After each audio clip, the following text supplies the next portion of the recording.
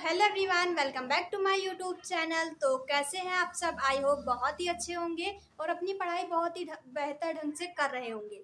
तो आज का जो वीडियो बहुत स्पेशल है। आज के वीडियो में हम बात करने वाले हैं ग्रामर के बारे में। तो सबसे पहले आज हम ग्रामर स्टार्ट कर रहे हैं। तो आज हम सबसे पहले पढ़ने वाले हैं डायरेक्ट इनडायरेक्ट से। तो डायरेक्ट इनडायरेक्ट क्या होता है ये आज आपको बहुत ही बेहतर ढंग से समझ में आने वाला है।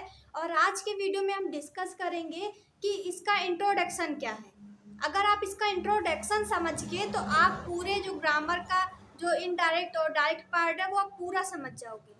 बस आपको 5-6 दिन मुझे देना है और डायरेक्ट इनडायरेक्ट मैं पूरा ख़त्म कर दूंगी, ये मैं आपसे प्रॉमिस करती हूँ। और आपको सिर्फ पढ़ाऊंगी ही नहीं बल्कि आपको रटा दूंगी, यानी कि रटाने का मतलब मेरा यहाँ ये है कि मैं आपको समझा दूंगी। मतलब कोई भी आपसे कुछ भी पूछेगा तो आप फटाफट जवाब देने वाले हो, ऐसा पढ़ा दूंगी। मतलब मैं आपको इसका इंट्रोडक्शन बताऊंगी और आपको सुनना है और उसको नोट करते रहना है। सबसे पहले हम बात करते हैं कि अगर कोई भी इंसान किसी भी बात को कहता है तो कितने प्रकार से कह सकता है। तो वो 2 प्रकार से कह सकता है। 2 प्रकार कैसे? एक डायरेक्ट रूप से और एक इनडायरेक्ट रूप से। डायरेक्ट क्या होता है? मतलब प्रत्यक्ष। मान लो एक लड़की अंकिता है और एक शालिनी। तो यहाँ बात करते हैं कि अंकिता ने शालिनी से कहा कि वो कल दिल्ली जाने वाली है। मतलब अंकिता ने कहा तो मैं दिल्ली जाने वाली हूँ, वो ऐसा कहेगी ना। एक लड़की अंकिता है, एक खुशी है, और अंकिता ने जो खुशी है उससे कहा कि मैं कल दिल्ली जाने वाली हूँ। और अगर जो खुशी है, खुशी अगर किसी तीसरे पर्सन को बताएगी, एक पर्सन होगी अंकिता, दूसरी पर्सन है वो है खुशी। अगर वो तीसरी पर्सन अगर मान लो कृतिका को बताती है तो कृतिका यहाँ पे जो तीसरी पर्सन है, अगर वो जो खुशी सेकंड पर्सन है, सेकंड पर्सन अगर वो थर्ड पर्सन को बताएगी तो वो क्या कहेगी? अंकिता ने मुझसे कहा कि वो कल दिल्ली जाने वाली है। यहाँ पे मैं दिल्ली जाने वाली थी, लेकिन अगर वही चीज इनडायरेक्ट में कहा जाए तो वो कहेगी कि वो दिल्ली जाने वाली है, ऐसे तो कहेगी ना। और यहाँ पे जो 2 वर्ड चेंज हुए वो ये है, डायरेक्ट में उसने कहा था कि मैं दिल्ली जाने वाली हूँ, लेकिन इनडायरेक्ट में उसने क्या कहा कि वो दिल्ली जाने वाली है, क्योंकि यहाँ पे तीसरे पर्सन की बात हो रही थी। वैसे ही उसने क्या कहा। और यहाँ पे जो दूसरा वर्ड चेंज हुआ वो क्या है? यहाँ पे कंजक्शन दैट लग गया। अब ये क्या है ये मैं आपको बताऊंगी, आपको बिल्कुल फिक्र नहीं करनी है। लेकिन अगर नॉर्मली भाषा में कहें, अगर मान लो आप हो, आपने अपने फ्रेंड से कहा कि मैं कल स्कूल जाने वाली हूँ, तो क्या होगा कि आपने अपनी फ्रेंड से कहा कि मैं कल स्कूल जाने वाली हूँ, लेकिन अगर वही चीज़ आपकी फ्रेंड किसी तीसरे को बताएगी तो वो यही कहेगी ना कि कल वो स्कूल जाने वाली है। वो यहाँ पे आ जाएगा मैं की जगह।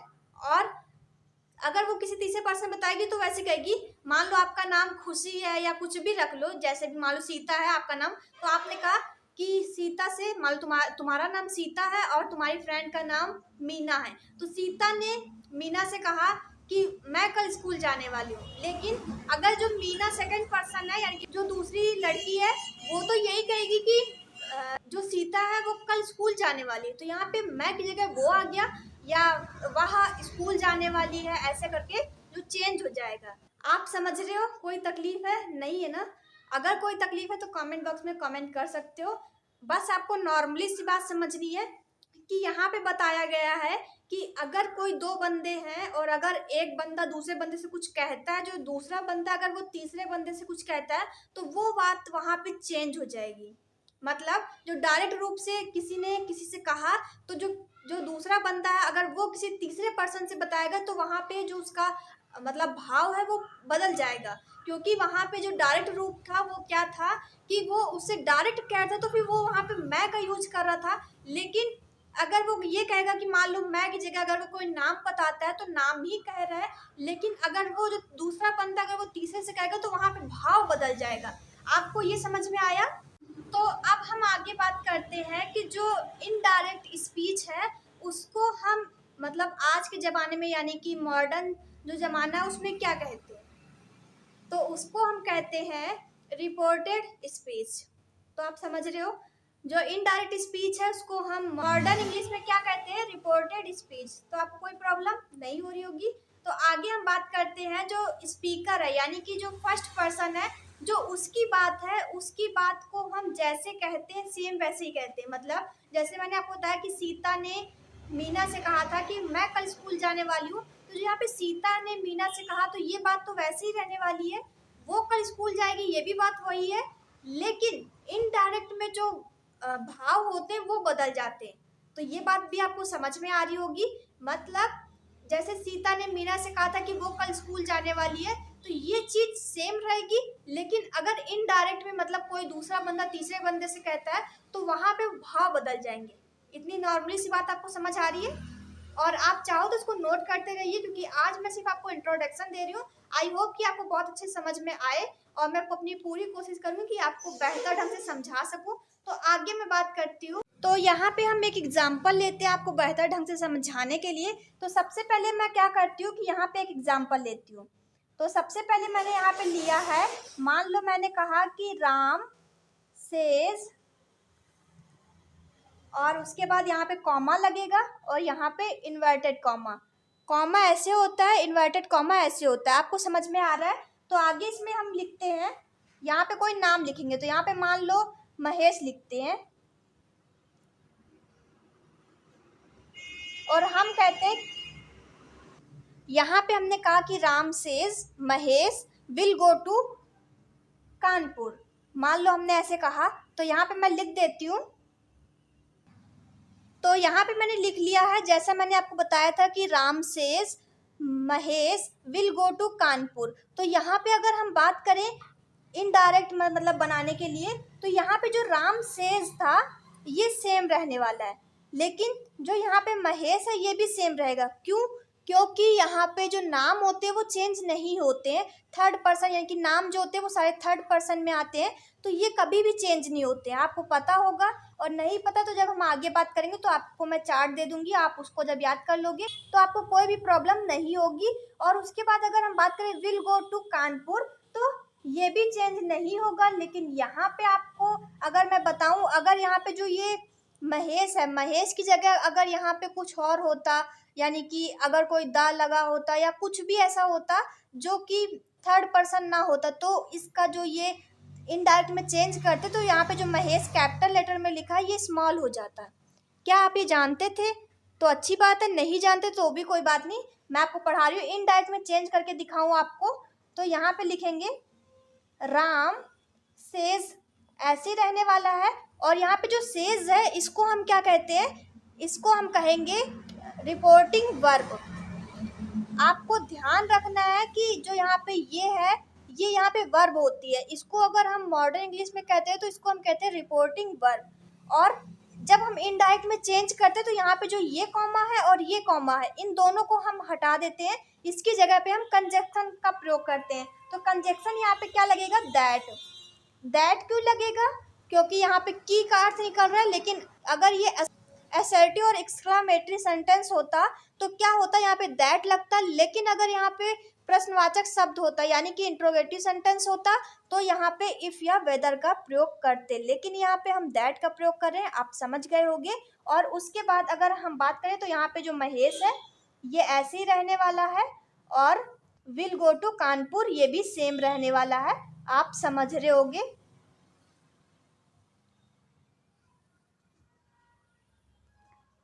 गो टू कानपुर, इसमें क्या चेंज हुआ? यहाँ पे कॉमा हट गया है और उसके बाद सेम रहा है, और यहाँ पे दैट कंजक्शन, कॉमा की जगह पे दैट कंजक्शन ले आए। आपको समझ में आ गया होगा। तो मैं आपसे एक सवाल करती हूँ कि मान लो मैं आपसे कहूँ कि जो रिपोर्टिंग वर्ब है, यानी कि सेज, जो कि मैंने आपको बताया कि रिपोर्टिंग वर्ब है, क्या इसे किसी और नाम से जाना जाता है? तो आप लोगों के मन में बहुत सारे क्वेश्चन उठ रहे होंगे, तो मैं इसका आंसर देती हूँ ताकि आपके सारे क्वेश्चन का आंसर मैं बताऊँ आपको। तो सबसे पहले हम बात करते हैं, जो रिपोर्टिंग वर्ब है उसको हम दो नामों से और जानते हैं। पहला है प्रिंसिपल वर्ब, दूसरा है इंट्रोडक्टरी वर्ब। तो इसके बाद हम बात करते हैं, मैं आपको एक एग्जाम्पल देती हूँ, आप बताइएगा कि इसमें कौन सी रिपोर्टिंग वर्ब है और कौन सा रिपोर्टेड पार्ट है। रिपोर्टेड पार्ट को, जो इनडायरेक्ट स्पीच है, उसको अगर हम मॉडर्न इंग्लिश में कहें तो रिपोर्टेड पार्ट कहते हैं। आपको पता है, मैंने बताया। और आपको मैं बताऊं कि जो एक क्वेश्चन मैं आपसे पूछूं कि जो Ram said to Mohan, comma inverted comma, I will go to market. कौन सा रिपोर्टिंग वर्ब है, कौन सा रिपोर्टेड पार्ट। तो बहुत सारे बच्चों को पता होगा, अगर पता तो कमेंट बॉक्स में ज़रूर बताइएगा और मैं आपको इसका आंसर बताती हूँ, राइट था या फिर रॉन्ग आप ज़रूर बताइएगा। तो यहाँ पे क्या होगा, Ram said to Mohan that I will go to market. आपको समझ में आया होगा, ये इनडायरेक्ट में मैंने चेंज किया। और उसके बाद आपको बताना है तो रिपोर्टिंग वर्ब है वो क्या है, सेड। सेड टू जो है वो रिपोर्टिंग वर्ब है, लेकिन जो रिपोर्टेड पार्ट है वो है I will go to market. तो आपको समझ आ गया होगा, नहीं आया तो फिर वीडियो को फिर से देख ले, आई होप कि आपको समझ में आ जाएगा। तो अब हम बात करते हैं कि जो डायरेक्ट स्पीच होता है या डायरेक्ट जो होता है सेंटेंस, उसमें जो इन्वर्टेड कॉमा होता है, इन्वर्टेड कॉमा के अंदर जो पहला वर्ड होता है वो कैपिटल लिखते हैं या स्मॉल। तो जो इन्वर्टेड कॉमा के अंदर जो वाक्य होता है उसका जो पहला लेटर होता है वो हमेशा कैपिटल लिखा जाता है डायरेक्ट वाक्य में। लेकिन अगर उसको इनडायरेक्ट में चेंज करें तो वही चीज जो इन्वर्टेड कॉमा के अंदर होती है, जब इन्वर्टेड कॉमा को खोल देती है तो फिर वो चीज स्मॉल लेटर में लिखी जाती है। ये बात आपको नहीं पता था, लेकिन मैं आपको बता रही हूँ कि अगर, तो यहाँ पे हम बात करते हैं कि जो मैंने आपको वाक्य बताया कि स्मॉल और कैपिटल, तो अगर डायरेक्ट वाक्य है तो वो हमेशा कैपिटल लेटर में लिखा जाएगा, लेकिन अगर इनडायरेक्ट में चेंज करते तो वही चीज स्मॉल लेटर में। लेकिन शर्त ये है कि कोई भी थर्ड पर्सन नहीं होना चाहिए। थर्ड पर्सन का मतलब कोई भी नाम, मोहन, सोहन, रोहन, राम, सीता, मोहन, या कोई भी नाम, मतलब दुनिया में जितने नाम है अगर उन नामों के अलावा अगर कुछ आता है तो वो चेंज होगा। अगर मैं आपसे यहाँ पे एक एग्जाम्पल की बात करती हूँ आपको समझाने के लिए, तो यहाँ पे हम बात करते हैं, मान लो हम कहते हैं Sita says his sister the sun is rising in the east. तो यहाँ पे बताया गया कि जो सन है वो हमेशा पूरब में उगता है। तो ये यूनिवर्सल ट्रूथ है, आपको पता होगा, नहीं पता तो कोई बात नहीं। लेकिन जो यहाँ पे द वर्ड का आया था इन्वर्टेड कॉमा तभी स्टार्ट होता है जब एक वाक्य खत्म होता है हिज सिस्टर, यानी कि जो मैंने वाक्य बताया कि सीता या जो भी नाम हो, कोई नाम ले लो। अगर मैंने कहा कि सीता सेज हिज सिस्टर, यहाँ एक वाक्य कंप्लीट हुआ, कॉमा लगाया, इन्वर्टेड कॉमा ऊपर से स्टार्ट किया, उसके बाद मैंने कहा the sun is rising in the east. जो यहाँ पे द वर्ड है, द वर्ड में जो इनडायरेक्ट में चेंज करेंगे तो यहाँ पे जो द है उसको स्मॉल कर देंगे। लेकिन अगर यहीं पे अगर हम बात करते हैं कि मोहन गोइंग टू मार्केट या स्कूल या कुछ भी ऐसे करके कोई भी वाक्य आता है, तो वहाँ पे जो मोहन है वो थर्ड पर्सन है, तो वहाँ पे वो चेंज नहीं होगा, ना ही स्मॉल में ना ही कैपिटल में। वो कैपिटल लेटर में पहले से लिखा जाता था, वो कैपिटल लेटर में ही लिखा जाएगा। ये एक बात आपको समझनी चाहिए। और आगे मैं आपको पढ़ाती हूँ, आपको अब तक सब कुछ समझ में आया होगा, तो मैं आगे आपको समझाती हूँ। अगर आपको कोई भी तकलीफ है तो कमेंट बॉक्स आपके लिए, कमेंट कर दीजिए, मैं उसका रिप्लाई भी दे दूँगी। अगर हम बात करें कि डायरेक्ट से इनडायरेक्ट में चेंज करते वक्त कौन कौन से रूल बदल जाते हैं, तो मैं आपके लिए फिर से दोहरा देती हूँ। मैंने आपको पहले बता दिया, लेकिन फिर से अगर आप चाहो तो नोट कर सकते हो। सबसे पहले आपको क्या करना है कि जो इन्वर्टेड कॉमा लगाते हैं एक वाक्य कंप्लीट होने के बाद, तो वहाँ पे जो कॉमा लगाए जाते हैं वो हटा दिए जाते हैं, उसकी जगह पे एक उचित कंजक्शन लाते हैं। उचित का मतलब आप समझ रहे होगे, एक सही कंजक्शन लाते हैं। कंजक्शन कैसे, अगर वो असर्टिव और एक्सक्लामेटरी सेंटेंस है तो एक्सक्लामेटरी सेंटेंस और असर्टिव सेंटेंस में हमेशा दैट का प्रयोग किया जाता है, और इफ या वेदर का प्रयोग प्रश्नवाचक शब्द जैसे कि इंट्रोगेटिव सेंटेंस, और इंट्रोगेटिव सेंटेंस में हमेशा इफ या वेदर का प्रयोग किया जाता है। तो आपको समझ में आ गया होगा। और उसके बाद आपको जो स्मॉल कैपिटल का मैंने बताया है कि इनडायरेक्ट में चेंज करते वक्त अगर कोई थर्ड पर्सन नहीं है और उसके अलावा अगर कोई और चीज़ है तो उसको हम स्मॉल लेटर में लिख देते हैं। जैसे कि मैंने आपको एग्जांपल बताया कि Sita says his sister the sun is rising in the east. तो ये एक यूनिवर्सल ट्रूथ है जो कि सत्य है कि हाँ वो सूरज निकलता है पूरब में, तो ये बात सच है। तो ये बात को जो हमने बताया इनडायरेक्ट में, तो यहाँ पे द वर्ड था, यानी कि द में जो टी था सबसे पहला वर्ड वो स्मॉल कर दिया गया। लेकिन अगर वही चीज़ अगर यहाँ पे कोई नाम होता तो वो चेंज ना होता, वो कैपिटल लेटर में ही लिखा जाता। तो आप समझ रहे होगे। आगे हम बात करते हैं।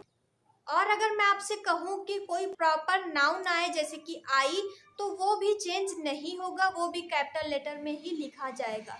आपको ध्यान रखना है, मेरी हर बात को नोट करते चलिए और उसको नोट्स के तौर पे रिवाइज कर लीजिएगा। जब भी आपको लगे कि आप कंफ्यूजन में हो तो उसको ज़रूर रिवाइज कर लीजिएगा ताकि आपको कोई भी तकलीफ ना हो। तो यहाँ पे जो प्रॉपर नाउन होंगे वो कोई भी चेंज नहीं होगा, वैसे ही रहेगा। और अगर कोई सत्य है यानी कि जो हमेशा सत्य होता है तो वो जो पहला लेटर होता है वो चेंज हो जाता है। आपको मैंने समझा दिया है, जैसे कि जो सूरज है वो पूरब में निकलता है, ये बात सच है। तो इसमें जो द वर्ड का यूज किया गया था वो हमने चेंज कर दिया था। लेकिन जो यहाँ पे हमने किसी नाम की बात की, जैसे कि मोहन, सोहन, सीता, रीता, गीता, जो भी नाम होते हैं वो चेंज नहीं होते, आप समझ रहे होगे। और उसके बाद आज का जो लास्ट टॉपिक है वो भी मैं आपके साथ डिस्कस करती हूँ और उसके बाद ये इंट्रोडक्शन खत्म होता है। आई होप कि आपको ये वीडियो बहुत अच्छा लगा होगा। अगर कोई भी कंफ्यूजन हो, कोई तकलीफ हो तो मुझे कमेंट बॉक्स में कमेंट करके जरूर बताइएगा। तो जो आज का लास्ट टॉपिक है वो ये है कि अगर हम डायरेक्ट से इनडायरेक्ट बनाते हैं तो क्या होगा। जो वर्ब है और जो प्रोनाउंस है वो भी चेंज होते हैं और जो निकटता सूचक जो वर्ड होते हैं वो भी चेंज होते हैं। कैसे होते हैं ये अगले वीडियो में हम डिस्कस करेंगे, क्योंकि असर्टिव सेंटेंस चेंज करते वक्त ये सारे रूल्स मैं आपको बता दूंगी। आपको बहुत बहुत बहुत बधाइयाँ हो क्योंकि आप पूरा इंट्रोडक्शन जान चुके हैं। इंट्रोडक्शन जानने में आपको कोई भी तकलीफ हो तो कमेंट बॉक्स आपके लिए, कमेंट करके जरूर पूछेगा, मैं आपका रिप्लाई भी दे दूंगी, आपको कोई तकलीफ नहीं होगी। तो आगे मैं आपसे मिलती हूँ नेक्स्ट वीडियो में। आई होप कि आपको आज का वीडियो अच्छा लगा है। अगर अच्छा लगा है तो वीडियो को लाइक कर दे, शेयर कर दे, कमेंट कर दे और चैनल पर पहली बार सब्सक्राइब जरूर कर ले ताकि मैं आपकी फ्रेंड आपके लिए ऐसे ही इंटरेस्टिंग वीडियो लाती रहूँ। तब तक के लिए बाय।